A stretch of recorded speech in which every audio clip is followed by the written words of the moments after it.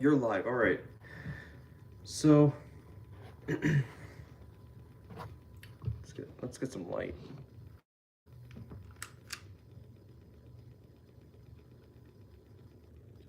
Nice. So I just want to give a quick little update. Me just go onto my eBay and see all of my orders. I've been selling a lot this year. You know, I said I was only going to sell the Alamodome stuff because that would easily get me to $600. And if you sell more than $600 on eBay in a year, then you have to fill out a 1099K form, which basically means you have to file for. You have to pay income taxes on things that you sell, which is stupid. But yeah. I know, sucks.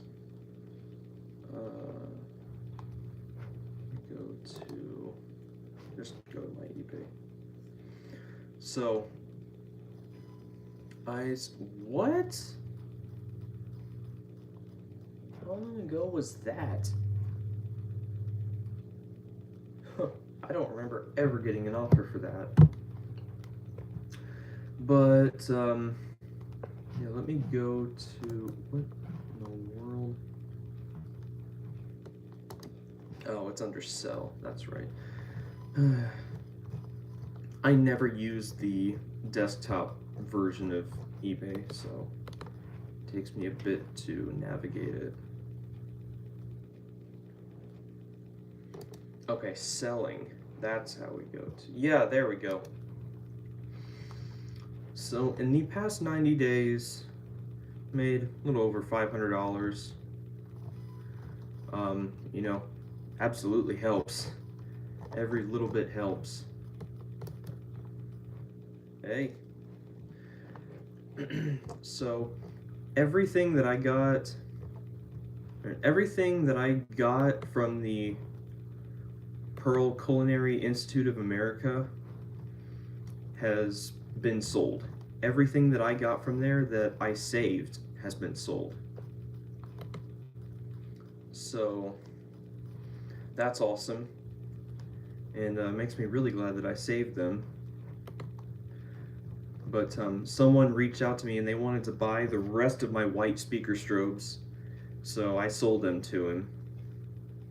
And I sold all of the red ones that I had, and then I sold all the ceiling mount ones too. I only had those up for a couple days and then someone bought them. I sold that Simplex 4005 panel. That thing was, wow. It was a bear to ship it because it's 33 pounds. It's huge. It cost me over $100 just to ship the thing. So that was what most of my, well, that was what like half of my money that I made from it went to.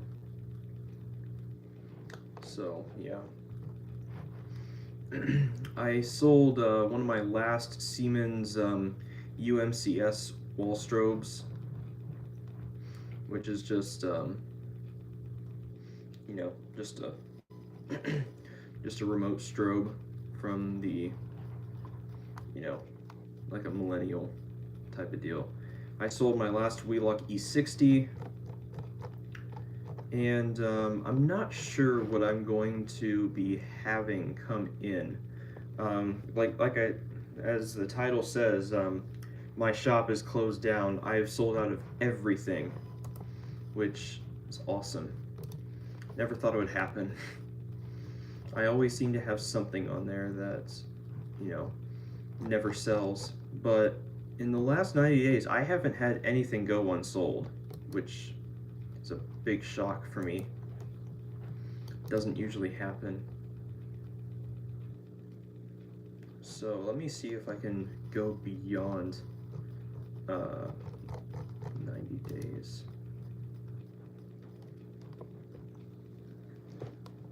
And if you buy from me, I will definitely give you a sweet deal, especially if it's something that, you know, I need gone, like fire alarms. You know, everything that I take from these demo jobs that I do, even the stuff that I get from my coworkers, you know, most of it I end up selling. And it's a good side hustle. The company is absolutely cool with it. So, yeah, it's nice. And I've, pitched the idea to people. I'm just like, hey, you should sell this instead of me doing it. They're just like, that's not my business. It is kind of hard to do it. It is hard. You got to market it right. You got to make it to where people will see it. And, I don't do it to make money. I do it to get rid of it because I'd rather see it go somewhere else than, just go in the trash. And as a last resort, if I can't sell it, I'll either take it to our shop or I'll throw it in the recycle bin. That way I don't feel so bad about it. But yeah. Anyway, for an update on me. So we've been staging our house so that we could get showings, and earlier this week we sold the house. So we've got a month to be out of here. So very exciting. And the new house is just about done. I just gotta do carpet in the bedrooms and paint the walls. They gotta get a garden spider out of my room, which I don't know what good. Not sure how well that's working for it. Because I do not have my windows in my room are not open, so I don't know why that garden spider is even there. Thank you. That was I went home and Dad told me we sold the house. I was like, are you serious?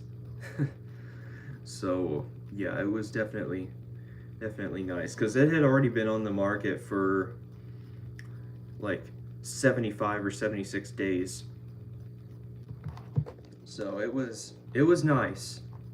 And there's a house not too far from us that's been on the market for probably, at this point, probably 260 days. And our house was the only one in the area getting showings. So it's good.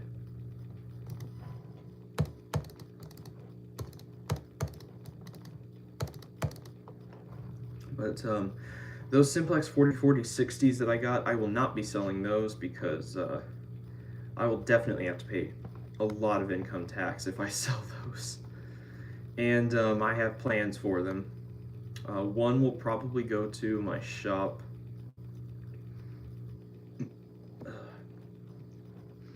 And yeah, I'm not going to get rid of them.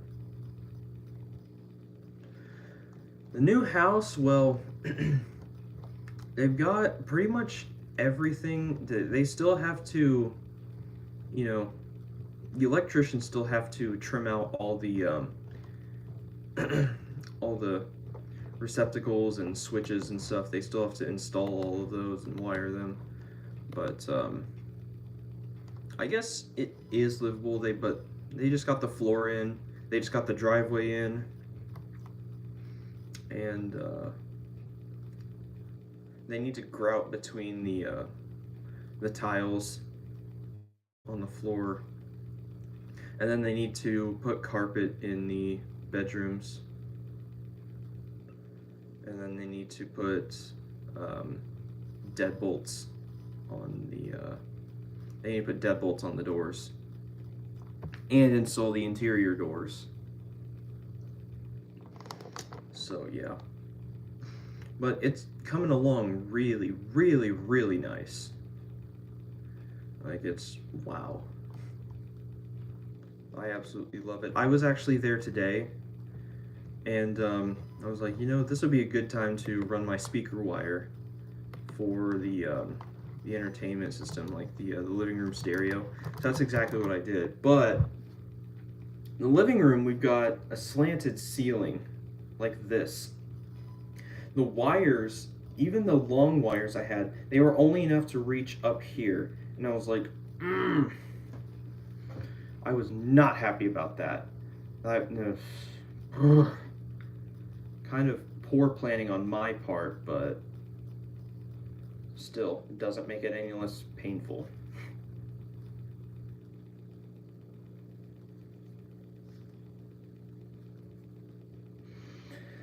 But yeah, I had my jet line that I was using, and I'm glad I used it because I think it was like the last time I could have used the blue one, because the blue one got completely destroyed.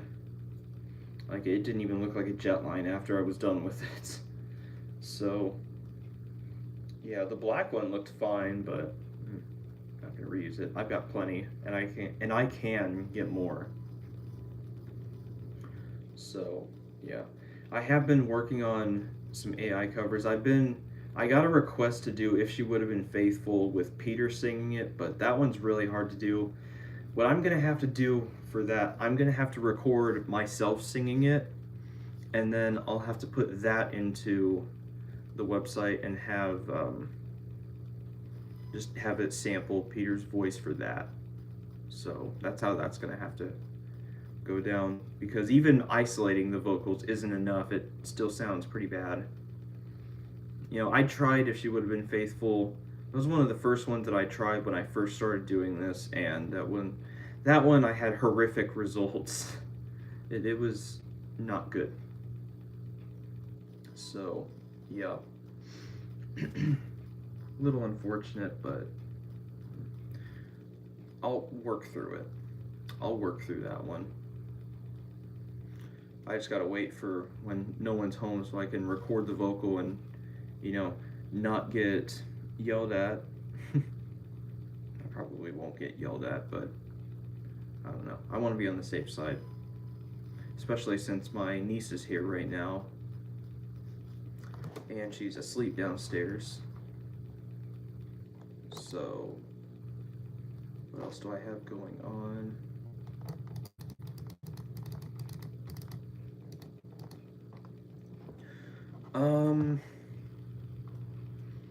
I got my fire alarm license. That's kind of old news at this point.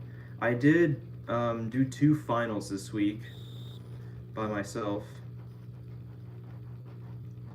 Although the second one, the foreman on that site signed everything, even though it wasn't, the fire marshal didn't show up, so I just had to change all the dates. It was easy to write over his handwriting. Just change the 22s to 23s.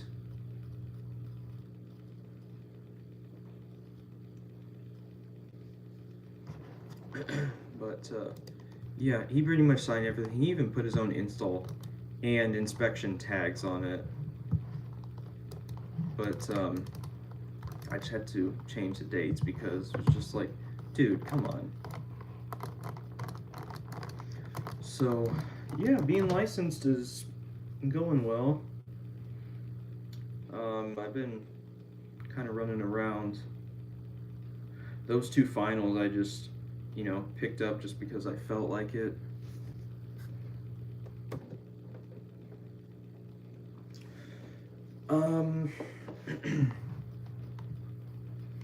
I haven't really been doing much else besides, work and just spending time here trying to not focus on work, because, this job takes a lot out of me. Every week I seem to have something happen where it's just like, oh my gosh.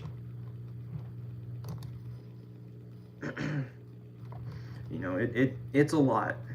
It is a lot.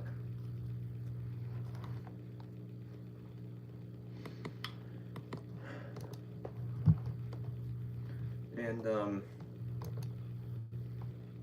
something that is happening that I do not like is moving like completely towards autocall and away from Honeywell. I am not a fan of that, and I'm about to start a big job where we're going to be doing like 5 panels They're all going to be autocall, and they're all going to be networked in a Class A configuration, but none of the wiring is going to be Class A. It's all going to be like Class B with some T-taps, which it's okay to do that because it's addressable. Typically, you can't do T-taps on a conventional circuit because if you have your line with the resistor at the end and then you go in between it, bring a branch in between it, and you've got a device there and you take that device off, it doesn't break the circuit and it doesn't see that that device is missing. So if you do a branch, you have to provide a return path so that it has no choice but to go through that extra little bit.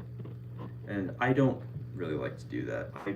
That's why I like to pay attention so I don't have to do things like that, because I don't like having to use a lot of wire nuts in a box. So yeah, but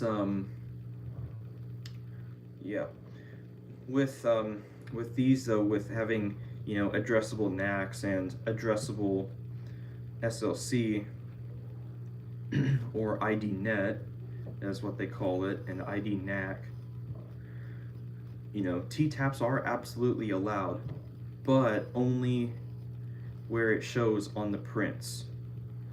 So like if it calls for a T-tap on the prints, you have to do a T-tap. And it's important for voltage calculations. And when it comes to, you know, coming up with a list of addresses, they all have to be like exactly as they appear on the line. Otherwise, if the voltage finds like 3 before 2, it's gonna throw you a trouble.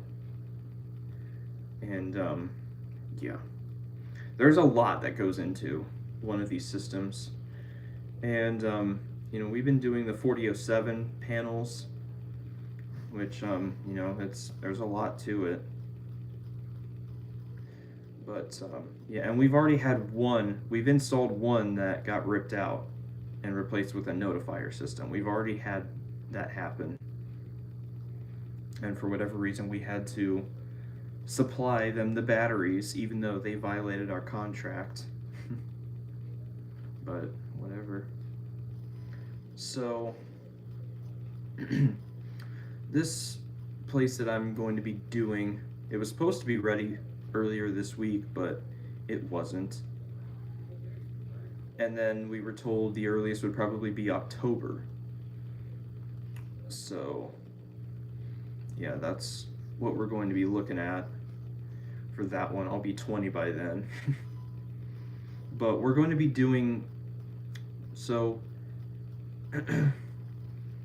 it's like a living center that's a main building with, you know, different wings coming out of it, and then a lower level with kind of the same thing, but they're gonna build some additional structures. It's gonna be like 4 additional buildings, and we're gonna have to do panels in all 4 of those and network them to communicate with the main panel. And we're going to have at least 3 enunciators in the main building, which is crazy. Well, I've never actually done an enunciator on autocall before, so that'll be new. And then we're not doing a 4007 in the main building. We're doing a 4100. We're doing a 4100 ES, whereas the other buildings are going to be 4007 ESs, which you know, I've installed a few of those, so I kind of know what's up with them. And well, I mean, I guess it's not so bad. It's just I really like doing the Honeywells, and you know, I really wanted to do an E3. Like, I want to build one, you know. Like, I want to build one. I want to run a job that's, you know, getting an E3 with a voice system, stuff like that. You know, that's what I want. That's all I really want right now. either that or an IFP 300 ECS or a 2100 ECS or even a 6820 EVS. Those panels, those are all voice panels. That's what I like to do. I like to do voice. With NAC systems, I get very bored very quickly, and it becomes very miserable for me as well. So, yeah. But anyway, that's enough of this tirade. I'm done. So, yeah, just thought y'all might like to know some things. And I do have bass covers coming out every Friday for a little bit here, and I'll try and record more as I get them in. But there are no guarantees, you know, once I am moved out of this house. So that's why I'm trying to grind and crank these things out. So, yeah, but you'll have something. I'll tell you that. And I can do AI covers all I want. You know, I can make those any day, put those up. You know, I don't have neighbors to be wary of, you know, when it comes to playing. And, yeah. So, anyway, if y'all have any suggestions for songs I should do, leave me a comment. And, I'd love to hear from y'all. You know, I love reading y'all's comments, seeing what y'all have to say. The AI videos, they've been getting a lot of really good attention. The first one I ever did is probably the one that I've gotten the most attraction from. And, you know, the channel's growing a lot. You know, I've got like 670 subscribers. Just awesome. Awesome, awesome. This time last year, I had just hit 400, and I was like, if we can hit 500 by the end of October, I'll do a live stream where I play all my instruments. And y'all got me to 500 before the end of October. So it was awesome. So anyways, hope y'all have a great rest of your day, great rest of your weekend, and I will talk to y'all real soon.